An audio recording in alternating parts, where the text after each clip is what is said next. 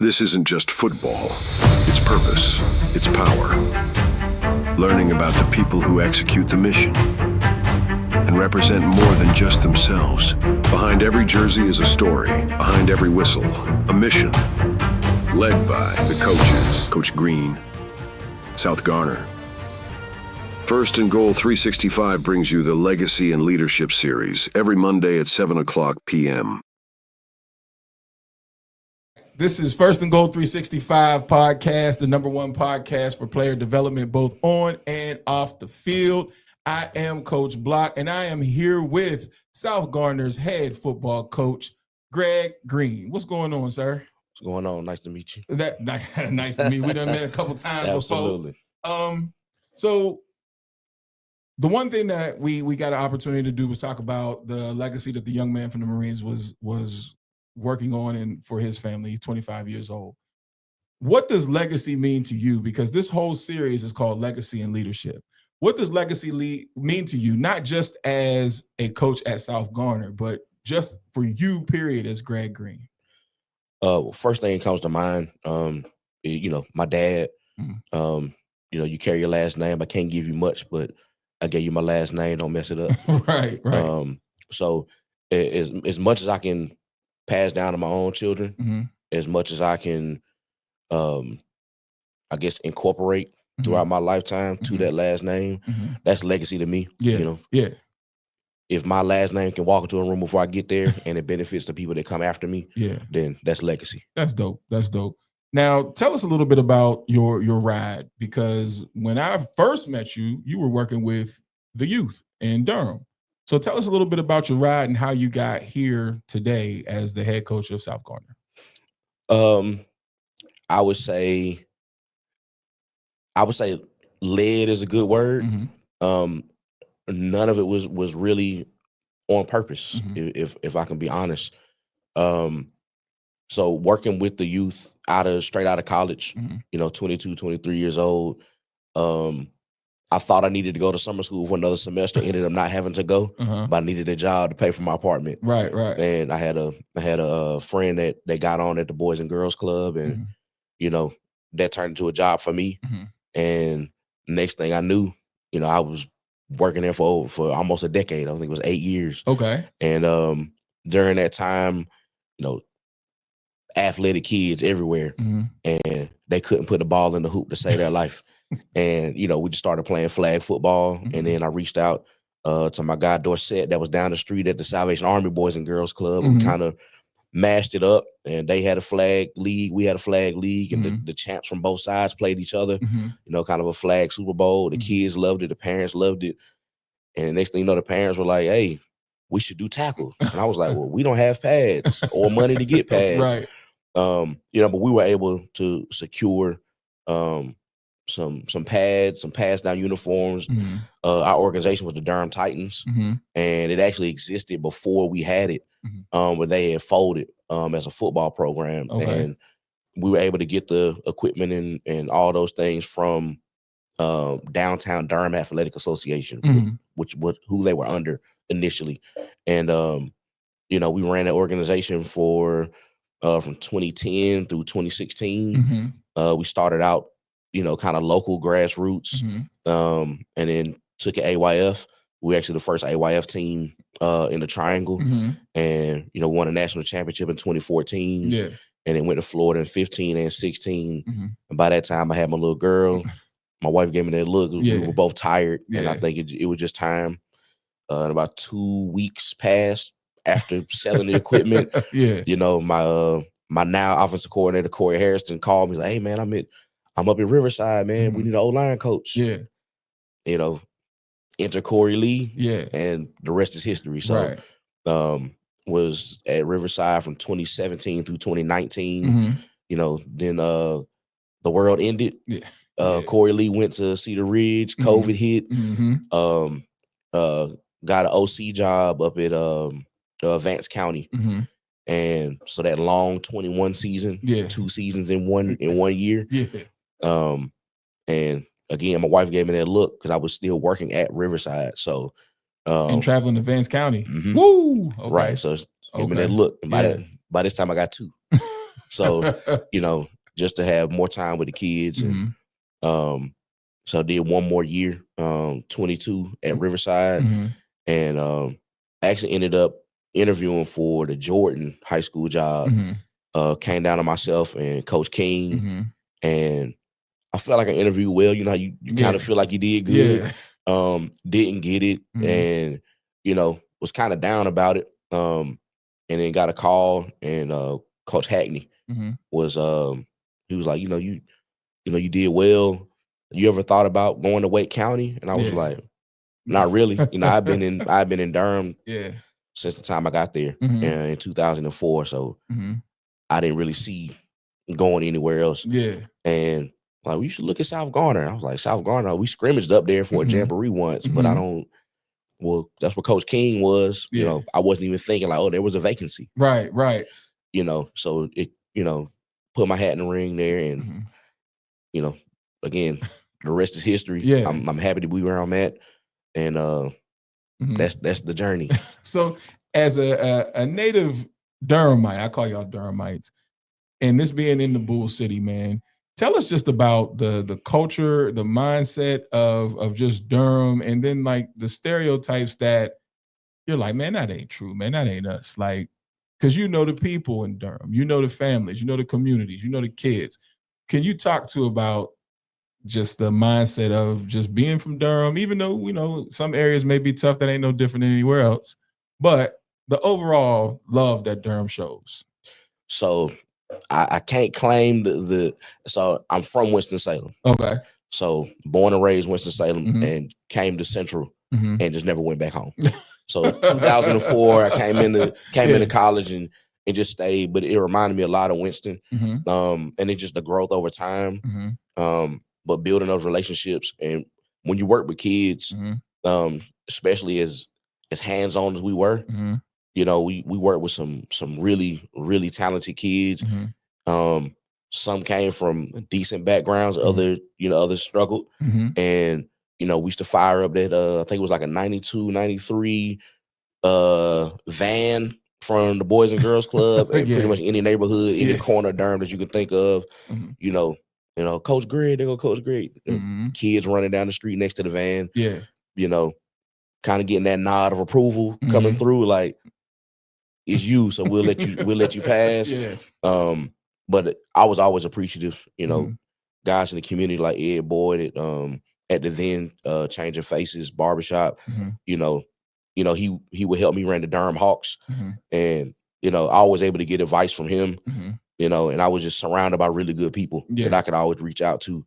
But Durham definitely always embraced, still does. Those relationships are long lasting. Though I live in Wake County now, you can't erase, 18, 19 years living in a place, and, always indebted to the city of Durham for what they've done for me and my family, for sure. Man, you represented so well. I thought you were from Durham. That's what I'm saying. That's why I was asking you the question. Now, before we get into like just South Garner and all that, you did mention the name of a gentleman who was on here before, Coach Lee. What has Coach Lee instilled in you that you've taken with you through your journey? And then also, what are some things that that if it wasn't like an opportunity with Coach Lee, things wouldn't have happened? Because I joke with him and say that he got some juice with him. He called him the Godfather because he always got some type of information to give. So what are some of the Coach Lee nuggets that roll on with you? Well, first, with Durham Titans, I ran the whole organization. So I coached my own age group in 14U, but I ran every age group. I staffed every age group. We fundraised for every age group. So, you come into it, I'm not going to be overwhelmed by, but I quickly found out, like, there's so many things behind the scenes that you don't know. And this is before I actually got the head coaching job. You think it's football and it's not. Right. So, he would always let me sit in, whether it was, recruiting, whether it was, how to do this, how to do that. But I think the biggest thing that he could tell me was, the grass ain't gonna cut itself. Right. And as simple as that may sound and seem, it's everything. there's no job that is beneath you as a head coach. Ultimately, it's your job. And if it's a piece of trash on the ground, you better get it. Pick it up. Yeah. That grass ain't cut, you better cut it. And if you don't know how, figure it out. Or call somebody that does. So I'm lucky that I can always call him and you know, get those nuggets still. You know what I mean? But how to treat the staff is probably the biggest thing. Being collaborative, but then also knowing how to be the figurehead. I'm not always comfortable doing that. I got a big coaching personality, like football coaching personality, but in terms of running a staff, coaching the coaches, wasn't necessarily a strong suit of mine coming in. And the people I'm surrounded with on my staff are guys that have been in my life for a long time. So, you know, going from peer to like, I need what I need when I need it. Yeah, you got to get this done. So that's probably the biggest thing, just growing more comfortable in doing that. That's something he's able to help me with over this time. Cool. Now you're doing big things over in South Garner. We got some big commitments that have happened. The lights are on. You see what I'm saying? Like, so if you can talk about some of the guys that you've had commit and some of the schools that they've gone to, I'll let you do that. I don't want to steal your shine on that. But then also talk about the responsibility that comes behind that. Because a lot of people think once you start getting the guys coming in and recruiting, they think that you just now have a magic wand and you go to school and you go to school, and they don't know the grind that's behind that. So if you can first speak to the guys that you got and the schools that they've gone to, because you got some big schools and big names, but then also the work that goes behind it. Well, the first thing is these coaches don't come to see me. You know, so for any parent that, you know, just thinks, you know, your kid didn't get recruited because that coach didn't get your kid recruited, that's not always the case. You know, I'm always going to do the best I can. I tell our kids always, you do your part in that classroom. We'll make sure that you're put in position on the field to showcase what you can do. Because sometimes it ain't popular to showcase a kid in the way that's going to get them recruited. Getting a kid recruited might cost you a win sometimes. This school wants to see this kid at X position, but what helps your team the most is this position. But if you put them in this position, this opportunity might not come for the kid. So, you know, I'm always gonna go, I'd rather my legacy be to, you know, put a certain amount of kids at a table on signing day over, you know, a banner sometimes. Don't get it twisted. I want to win. That's the ultimate goal. But I want to win in both sectors. Now, to that point, this is my camera. I'm pointing right at one, because y'all used to kill me about that when I would say I put kids in positions to be recruited. And like as Coach was saying, at times when you do that, it may go against your scheme. But then the thing is, do I want to see a kid get an opportunity? And schools will ask that because they want to see him on film, or him or her. They want to see that player on film at a certain spot. If they don't have the film, they can't evaluate him or her, because basketball is the same way. Or even if I had ladies on my team, but you can't evaluate that player the proper way because they need to see that player in the position amongst other players that are playing that position to make a decision. So don't always get in your bag if you are your number one position is something that you love and dream, and a coach asks you, hey, State came in, they want to see you at safety and you want to play corner. It would be in your best interest to go get that safety film and be thankful that you have a coach that is considerate enough to change their scheme to fit that. So that's for those players and parents out there that don't know that we get told what to do sometimes to be able to assist players. And I'm glad you spoke to that, because people don't always know that when they come in the door, they're requesting certain things from us. So what are the schools now that you have had come to the door and put some big offers down? Well, we've been fortunate at this point, behind first Nnamdi Oboko, who's currently at University of Georgia. His younger brother just committed also to University of Georgia. And then we got Ebenezer Ewatade, who plays defense end, edge. You know, those terms get tossed around Yeah. these days. With those three, Mm-hmm. We've been kind of championed in terms of, you know, guys wanting to come through, Mm-hmm. and we've had some big names. You know, Ebenezer's going to Notre Dame. Mm-hmm. So we've had the likes of Marcus Freeman, we had Kirby Smart, Mm-hmm. Dabo Swinney. We had some Mm-hmm. big time coaches, you Mm-hmm. know, and big time logos come through our front doors. Yeah. It's been a blessing. Mm-hmm. And because those young men have achieved, Mm-hmm. it shows that it's possible for the other young men in our program. Right. I would say when I got to South Garner, first I was taken aback. Mm-hmm. I was like, there are athletes everywhere. Mm-hmm. Everywhere. Mm-hmm. And I was like, I was surprised when they didn't know they were that good. Mm-hmm. And I think we're going into 8 years open as a school. Mm-hmm. You know, I'm the third head coach. So the biggest thing that I wanted to bring to the table was consistency Mm-hmm. and some longevity. Mm-hmm. And I think it's now starting to pay off. Yeah. But it was very interesting going, you know, went to the playoffs our first year. And, you know, the last game, when kids take a loss, Yeah. I'm looking around, the seniors were kind of like, we're good, man. We didn't think it's our first time going to the playoffs. Yeah. Like, we're good, man. We achieved. Yeah. Yeah. And I watched the juniors cry. Mm-hmm. And I was like, this is odd. Mm-hmm. But they were crying because they thought I was leaving. Because that's what they were used to. They hadn't had a repeat coach yet. Oh. So I am still honored to, you know, still be their head coach. Mm-hmm. And, you know, now seeing these kids who have these big time names, Mm-hmm. now you see kids more locked in, like, Mm-hmm. okay, Coach Greene's locked in, Yeah. staff is locked in. It's believable. I'm gonna give everything I have Mm-hmm. because I don't have to worry about waking up tomorrow and it'll be gone. Mm-hmm. So, you know, like I tell them all the time, as long as South Garner is in need of me, Yeah. you know, I'm gonna be there. I'm not really the type to bounce around. Mm-hmm. I'm more comfortable, you know, standing where I'm at. Yeah. And, you know, I'm blessed to be somewhere that was in need of what I bring to the Mm-hmm. table. So it's been a really good fit. Mm-hmm. And so our young men now, we got Randolph Ross. We got a wide receiver that's still currently going viral. Mm-hmm. This big time catch he made at 7-on-7 a few weeks back. One-hander. Yeah. Mm-hmm.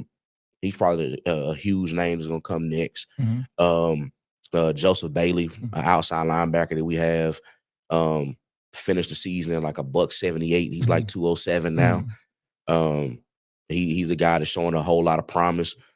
Chase Hardy that played quarterback for us last year, transitioned to wide receiver. Okay. Picked up an A&T offer. Got some Division II offers as well to play quarterback, run triple-O. Okay. But I think he's loving wide receiver at this point. So, you know, shout out Coach Sean Gibbs and staff for kind of seeing the talent sight unseen in terms of the position. Yeah. But he's gonna get to show that this season. Okay. And then, like, I can go on for days, but Aiden Davis plays safety. Like, we got some guys that really got a shot to go on and play Division I football, and even more that can just go on to the next level and play football. Cool. And they're buying in because they see a threshold that they can also get through because, you know, starting with 90, it opened up, you know, but watching James Johnson go to Pembroke, we had Seth Adams, he's down in Catawba. This past year, Mari Green is down in Wingate. Drew Levy, two-time All-State kicker that went to Campbell. You know, like, the list goes on and on. Jaden Swain's going down to Pembroke. Also, we've got guys that believe that they can go play at the next level. Yeah. So it's been a blessing. Everybody focuses on those three, but we've got guys, you know, Theo Skinner didn't even play football, but he's I think he got silver at Penn relays. Okay. In the high jump, he's at Central. We've got guys that just believe in being able to go and play. Yeah. So now, one thing, Coach, we all know that we know, but to some of the viewers, they may not know that only 3%, less than 3%, make it on to college. So tell us how important it is to still have that value system and input the knowledge into the 97%, because we know you're gonna have your names, you're gonna have your athletes, and they're gonna get a shot. But that's not everybody on your team. Right. So how do you still make sure everybody feels the love, even when the light is shining so bright on a few? I think that's always the challenge. And it's crazy because our kids now, they've come up with a hashtag for the season, and they just keep saying "stay down." And it started with Jaden Swain, who I just mentioned. Jaden Swain, he's about 5'6". One of the best, just pure football players I've been around. Anything that you want to know, he can tell you about the sport of football. But I've never seen somebody that watches everybody else get their just due and get the accolades, and genuinely be happy for other people, to the point where we finally had a DB coach come through and was like, "Where's Swain?" Okay. And it was at Limestone. So we go down, you know, where we watch the spring game. We meet Jericho Cotchery, and you know, I was like, I'm really watching this happen. Like, it felt the same as watching a kid sign with Georgia. Right. Because statistically, this kid, he ain't supposed to make. He's not supposed to go to the next level, and he waited his turn. 48 hours later, Limestone closed his doors. Yeah, I seen that.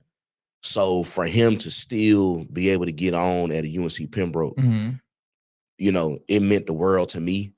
Like it's just an amazing feeling. Yeah. And that stay down hashtag was indicative of how he carried himself, and his blessing came because he was happy for everyone else winning. So I would say to that other 97%, not just on my team at my school, everywhere. If you're genuinely happy for the people that are in that locker room with you, shedding those blood, sweat, and tears, your time is coming. But you can't, if you're not putting in the work that they're putting in, I really don't want to hear it. You gotta lay it on the line. You gotta sacrifice parts of your life, of your teenage life that don't feel good to give up. You know, if you're not with these kids on the weekend running hills, and you know, the team lifted, the team went to practice, but then these guys come back to the weight room, and these guys work on technique, they work on hands, they work on this. You know, they want to get better. What are you doing that mirrors what they're doing? If there is no mirror, then I just need you to be a good teammate. Right. But if you're trying to get to where they're trying to get to, then subscribe to what they're doing. Because that 97%, you don't have to be in that 97%. Right. You know, bigger now, but at 5'9", 280 coming out of high school, there was no coach coming through the door saying, Greg Greene, gotta have you. Right. But you know, from a recruiting standpoint, they're not going back to their head coach with their job on the line saying, "Coach, I got me one. I got me one." Right. You know, so, but I put in the work. I just didn't feel like I was done. We lost in the playoffs my senior. I was like, I don't think I'm done playing. So I just trained. I knew I was going to Central. I got in. I felt like it was a good enough distance from Winston-Salem. And you know, Coach Broadway brought me in. He and Coach Massey, and you know, it worked out. Yeah. You know what I mean? So stay down. Yeah. Like 97%, all of you guys, stay down. If you think you got it, push. Keep grinding. Go all in for it. Stay down and be happy for those that get it, even when you don't. Yeah. Now, you mentioned sacrifice. And the one thing that I always try to get out of the coaches is how much you have to sacrifice at home. Because twice you mentioned my wife gave me that look. And you're also a dad. Right. So how do you balance this lifestyle of coaching? Because everybody knows we're not coaching for the pay because it ain't that great. No. But how do you balance the two of home and then the field, knowing the demands of both? I would say my wife is responsible for the balance because she understands what I'm doing. And she understands how much I'm pouring. She gives me the space to recharge. You know, my kids love the atmosphere. They're still young. My daughter's 9. She'll be 10 in October. My son just turned 7. and you know, they see kids that are huge. Oh, that's Ekene, that's Ebenezer or EB as we call them. Just they're enjoying it, so they don't feel cheated or robbed of the time. I'm still at the dance recitals. I still my son loves Mario Kart. I'm still upstairs on the Nintendo Switch with him. But she allows me the room, so when I get out of balance, when I'm not as present as I would love to be at home, because I have to be that much more present. Right. On campus, she allows me, she makes up the space. Yeah. So, partnership and who you align yourself with, it goes a long way. So I was going to ask, what's your advice then for a young coach? Because I've had to tell young coaches, hey man, go home, especially when they got families and things like that. Hey, bro, now. Go home. But I made every mistake that you're about to make. Don't do it. Right. So then where is that for the young coaches? Like, what is your mentor piece? Because now you're sitting in the seat and now you have to coach your coaches. Where is that line for them where you're like, all right, man, that's enough? When you know that you're dependent on them too, and they got to get a job done, and you also have sacrificed that. But where is that grace now where you're like, nah, man, go home? Like, how does that look for you now amongst your staff? I think that phrase, a lot of time as coaches, especially as assistant coaches, you don't to be the best assistant coach you can be now sitting in the head coach seat is without me telling you, without me having to request it, you seeing something that needs to be done and you get it done to the standard that your head coach wants it done. And it might be something simple: clean up the office, align the helmets, make sure the field is clean. Yeah. Just things like that I don't have to worry about anymore. Right. So I know where you want that approval from your head coach. But then at the same time, as an assistant coach, there's nothing more validating and fulfilling than, of course, just a job well done from your head coach. Yeah. But then also go home. Yeah. Go home. Sometimes as assistant coaches, you think I have to stay until it. No. Like I wear this title for a reason. It's not, these duties aren't for you. I'm never going to ask you to do something that I'm not willing to do. But then there's also a cutoff. Like this part is all my job. Yeah. You don't do this part. And in terms of just being time consuming, letting a kid, because usually, you get the 22, that 22 to 26, I might still be in school. I'm trying to navigate certain things, I'm paycheck to paycheck, all those things. Like, go home. Yeah. Go eat. Yeah. Go to sleep. Like today, I think I had a pack of crackers. You know what I mean? I've been up since 6. Yeah. Really 5:45. We started practice at 7 this morning. Like, I'm not asking you to do that. Right. But those that are, I guess, a glutton for punishment in that way. Yeah. A lot of people say, I want to be a head coach one day. But then some just kind of becomes natural. And if you can naturally put your nose to the grindstone, sometimes you got to save somebody from themselves. Coach Lee sent me home a few times. Yeah. Go home. Yeah. But go home. Yeah. Because he and I both talked about it. A lot of football with me and my ex-wife was an issue. And he had an opportunity to share that it was the same with him, where you put so much in, but the next thing you know, at home it's a problem. Right. But what is a misconception that you would like to set the standard straight on when parents assume things about head coaches as far as their abilities for the recruiting, for the time that's spent, because a lot of that stuff is just taken for granted. They don't realize the sacrifice. But what would you like to speak to directly to parents as far as saying, ease up, understand, and then fill in the blank? Oh, well, first of all, the word sacrifice means love. I love your kid. How much playing time they get has nothing to do with how much I love them. Amen. All of those things. But you don't see me in the hallway with your kid.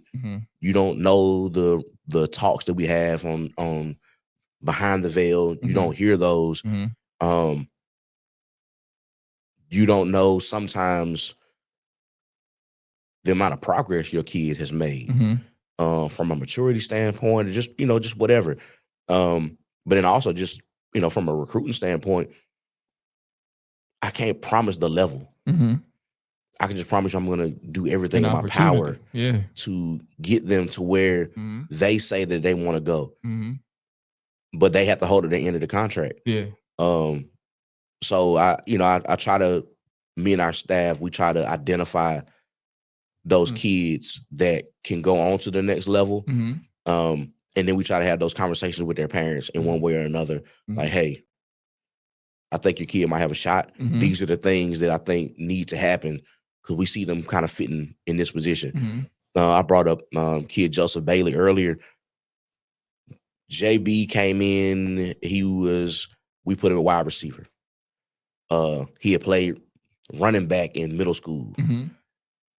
We're like, son, you walked in the door 6'1". Right. I think it's over. Yeah, that's a done. You know what I mean? Yeah. Kept pushing. All right, go ahead. He got them kneecaps tapped on a couple times. The running back conversation was over. Yeah. And then I think we got short one time on JV, and we were going against Fuquay. You know how that kind of offense can go. And it was like, JB, get in there, outside linebacker, and the world opened up. And it was like, and no turning back. He was just kind of long and lean. We played him a little bit of free last year, just wasn't as fluid as we needed him to be. We dropped him down in that alley, and it was just like he came to life. Yeah. You know what I mean? Yeah. He just kind of understood it without understanding it. It came natural to him. So sometimes give the coaches some grace to figure out where to peg your son. That's a thing. Yeah. Where can he be most recruitable? And then lastly, I would say my staff and I, we don't let the kids do their highlights. Okay. They can go through and ping their highlights all they want to. Hey, we just played X team. Go through. You feel like you had a good game. Ping every play that you feel like is a highlight. Yeah. I'm not promising you everything. You might ping 12 plays. Yeah. Only 3 of them might make it. Right. As quality plays, but ping away. But we make their highlight tapes because putting them in order there's a science to it. Where's your old snap play? If it opens up and there's no old snap, you don't have the attention of that coach. So what is your old snap play? And then the next 5 plays that happen need to be either just as old snap or quality plays. If you're a receiver, I'm not going to show 5 deep balls in a row. Yeah, nobody wants to see that. Like, all right, the opening one might be, oh, that was a crazy one-handed catch. But all right, now where's the curl? Yeah, and that slant. Where's the out route? Quarterbacks, I'm not going to just have you throwing 60-yard bombs. Where's the out that came out on time? Where's the post that was thrown before he crossed face here? That dig. Yeah, like where was your anticipation? So just showing your kid in the most recruitable light on film. And when these coaches come through and we talk and we bring your son up, understand that we can't bring your son up to every coach if they're not, if they're not for that level, then I can't bring everybody in. Right. If I got 50 kids on the team, I can't bring in 50 kids. Right. You know what I mean? And just because you're a good football player doesn't mean you can go to that school. Right. Because there's a list. And I tell people all the time, you're not just recruiting North Carolina. They're not just recruiting North Carolina. They're recruiting the whole United States of America. And so they may only have 2 or 3 spots for the entire United States. So you got to do better with that. Here's my question. Who is Coach Greene and who is Greg? Is there a difference between the two? I asked that to Coach Lee, and I got a surprising answer. He was like, I'm still working on Corey because Coach Lee is always prevalent. Right. So it made me want to ask more coaches. So who is Greg, and then who is Coach Greene? Greg is way more introverted. Even at home, I can kind of zone out. I'm here, but I ain't here. I get in my head. I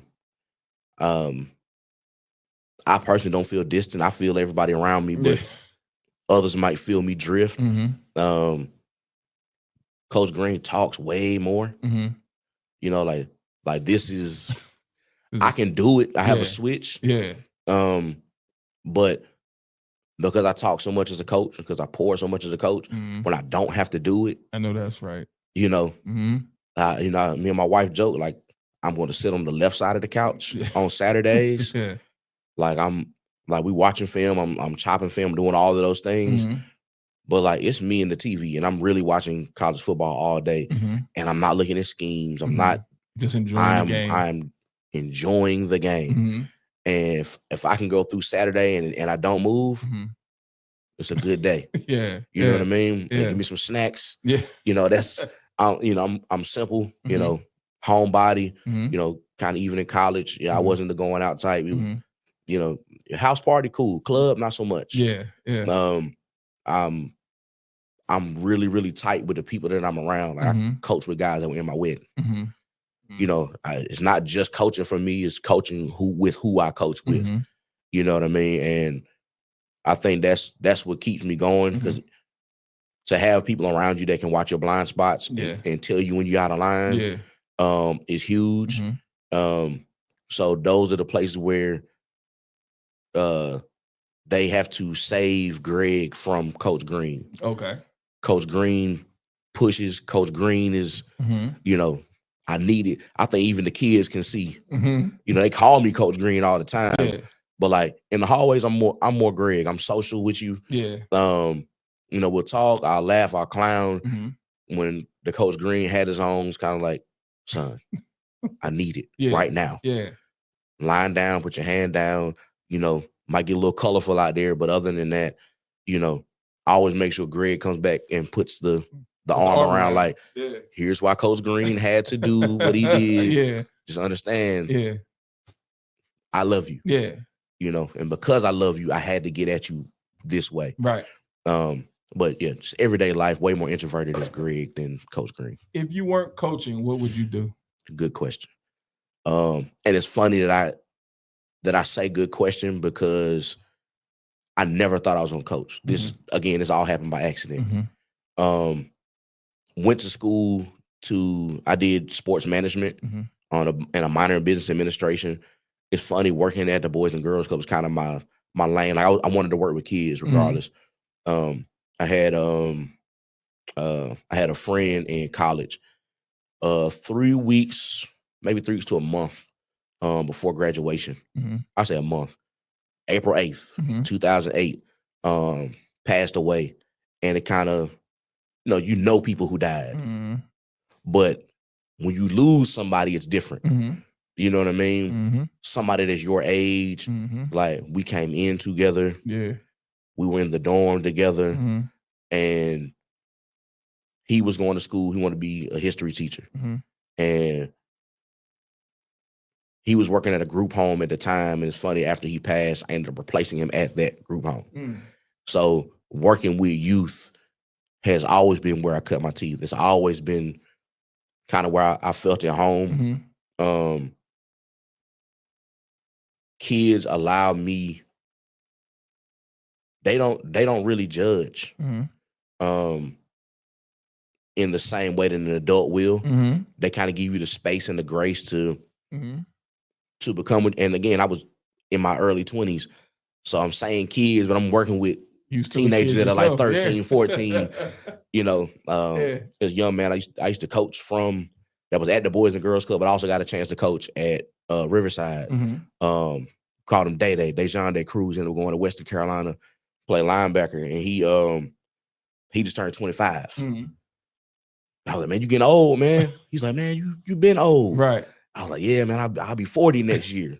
He's like, oh, I've known you over half my life. Yeah. You not 40 yet? I was like, yeah, I was young, man. I was young coaching you. Young. Yeah. So, even now, they see the grades, but I don't think we talk about sacrifice. Like I gave my 20s away. I do it again tomorrow. But I don't think I could do anything else, even if I'm not coaching. Like I would have to be impactful to youth, in some way. You asked me what legacy was. I was at the Boys and Girls Club. I used to always teach a lesson to our teams first day of every school year. They would come in. The lesson would be called "Who Are You?" And it was basically, in your last name, what does it mean? Sometimes you have people that came before you, and your last name means something to those that are around you. Right. And some of you come from roots that don't afford you the same thing. So what now are you going to do with your last name to start that same legacy that you can then pass down? So as long as kids felt impacted by me in a positive way, whatever that line of work might have been, whatever that title is, I think that's what lane I would find for sure. Cool. Now, 2 questions, and I'm gonna get you out. Question 1: where do you draw the line, knowing that you like to work with students, for that kid who it's like, I done let this kid slide about 3, 4, 50, 11 times. Yeah. But I know he needs this team more than the team needs him. This team can change his life. Right. So where is that line that you draw for, I gotta let you go, versus, I know if we just keep you a little longer, you'll be all right? I think that's a line that I'm going to say I struggle with, because the reason I feel like I'm really good at what I do is because I think every kid can be saved. And the reason that it bites me in the butt is because I think everybody can be saved. But I'm getting better with that boundary. And I think I know for sure my staff, because sometimes, they're like, Coach, we've been down this road. Yeah. We know what's coming. Yeah. But at the same time, I'm the one who has to sleep with knowing if I just would have gave him one more shot. Right. Maybe he wouldn't have ended up here, there, and everywhere. And at the same time, if I did give him that shot and he did mess me over, then I can say, I know for a fact, I sleep really good at night. It's in those places where I don't feel taken advantage of. Right. I know I'm being taken advantage of, but I don't feel that way. Yeah. It's been kids that we done picked up, we done fed, that I brought in the recruiting room, and you were getting recruited. And then in like a thief in the night, you were gone. Right. And it was like, yeah, I'm gonna go do this. It was like, well, it's really easy to let go of all these people that was making a whole bunch of sacrifices for you. Yeah. And though in the moment, and by moment, I'm not even gonna put a time limit on it. Because I can't tell you to this day that I'm over it. Right. But at the same time, it's like, I know for a fact I did everything for that kid and for that family to go and be successful, and he'll never be able to say that coach didn't look out. My coach or these coaches that are around me didn't go the extra mile to make sure that you were going to be successful. Right. And that's not just to a kid that can go on to be recruited. Sometimes it's like, we got the Marines. Let's talk to a recruiter. Let's talk to this job source. Did you check in with this junior college? Did you check in with Wake Tech? Yeah. What are the avenues that we can find for you to be successful in whatever you want to do? And there are some kids that will never touch the field from me. Right. Your talent level doesn't afford you the right to get on the field. That has nothing to do with how we mentor you and we show up for you and put you in position to win. I'm glad you mentioned mentor, because that's my last question. As a Black coach, because, some people feel like Black coaches have a different role and responsibility when we're dealing with majority African-American kids. Do you feel that weight of, I'm a Black man sitting in this seat of leadership, and I know that I may have majority African-American kids and young men. Do you feel the weight of that when you know what they're going to be up against just as a Black man? Do you feel the weight of making sure you see them succeed? From the first day I ever worked with kids, I've always felt that weight. I never, in my younger years, you never wanted to call it what it was. Now they got categories. They're calling you OG and calling you and things like that, big bro. Yeah. But back then, before I was Coach Green, I was Coach Greg. And you can tell by when a kid met me by what they call me. Mm-hmm. And as Coach Greg, I just wanted to be there for them and make sure they were successful. Mm-hmm. I knew what I was to them. Mm-hmm. I knew I wasn't big bro. Mm-hmm. But now, you know, at 39, Mm-hmm. I know I'm father figure. Yeah. I know that I'm that. And Yeah. I feel way more comfortable knowing that I'm carrying that load. Mm-hmm. I love the fact that they can see me as a family man. They Mm-hmm. see that I love my wife and I love my kids. I love the fact that they get to see me in imperfect moments, Mm-hmm. and that I gotta clean up my act sometimes. Yeah. I'm not perfect, and I share that with them, you know, almost on a daily. Mm-hmm. Those of us I was fortunate to have my dad Mm-hmm. all the way through up to now. I Mm-hmm. talked to him before I came in this building. Mm-hmm. And because I was fortunate to have him, I know how important I am to kids who don't have Yes. a dad. Yes. So, man, that's a hat that I wear proudly. Mm-hmm. And you know, my kids know whatever you need from me, as long as I'm able. Mm-hmm. You know, I talked about losing a friend. I got a kid right now that graduated a couple years ago Mm-hmm. that's literally going through that now, and I'm watching him go through it. Yeah. You know, on social media, and you know, my heart goes out to him. I won't share it right now, Mm-hmm. but when he's ready, like, I'll share my experience with that, because Mm-hmm. I'm sure he's going to be looking for Mm-hmm. some way to navigate through that as he's in college, Mm-hmm. and he's lost a friend that he has grown up with his entire life. Yeah. So just being there in those moments and imparting that wisdom, you know, that ain't weight to me. That's Right. You know, that's a blessing. That's an honor. So how because I see that you and your staff, you guys are an open book to help not just the kids that go to South Garner, but any and all kids. Mm-hmm. So how can a parent that sees this interview and says, you know, I just want to talk to them, how can they get in contact with you? What would be the best way to speak with you, even if it's about recruiting, if it's about what they should do, or just even mentoring? How can they get to you? I mean, social media for sure. Mm-hmm. _ Coach Greg _ the SG Titans football Mm-hmm. Instagram page. Both of those are Instagram. Mm-hmm. And then on Twitter or X is _ Coach Greene _ And you know, shoot me a message, you know, whatever. If you're interested, just because you go to another school, you might have questions, because every staff doesn't put together Right. film. You know, if you need me to watch the film, you know, of course I won't have access to theirs, but I can say, hey, you gotta, first of all, it's too long. You got 7 minutes, just bump it down to like 3 to 5. Mm-hmm. If it's 5, you better be like that. Yeah. If it's 3, you know, just make sure you put your best plays in the front. If you need to talk about how to get recruited, what should I go to this camp? Should I not go to this camp? You know, I'm open to that. Hopefully your coach can answer that question.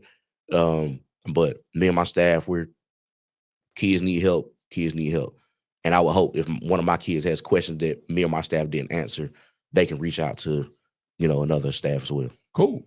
So come out August 16th to the, we're calling it the Bull City Classic now, because I was told that we should call it the Bull City Classic, and I agree with that. So come out to First and Goal 365, presenting the Bull City Classic, sponsored by the United States Marines and the Durham County Sports Commission. That'll be August 16th. First game is at 5 o'clock. Coach Greene will be going against Hillside. We did Coach Torrey last week, so make sure you tune in to Coach Torrey as well, and keep it locked again for next week.